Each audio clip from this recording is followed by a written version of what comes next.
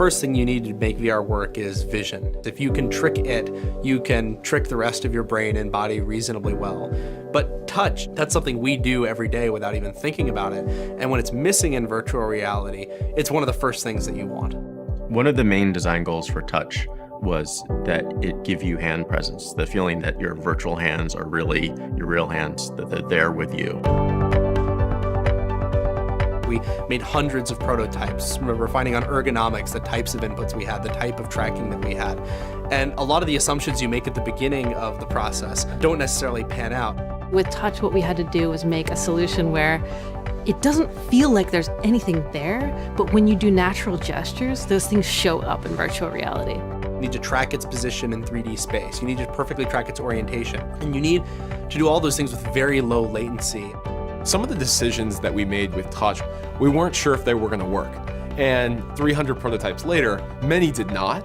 It takes a while to find that right magic where you pick up the device and you pull a trigger and you're like, that's it.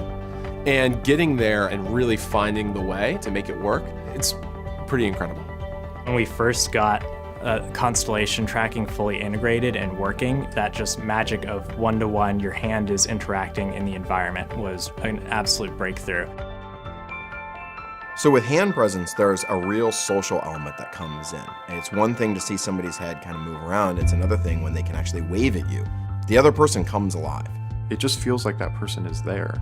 It feels like you are talking to a person that is standing right in front of you. What's next?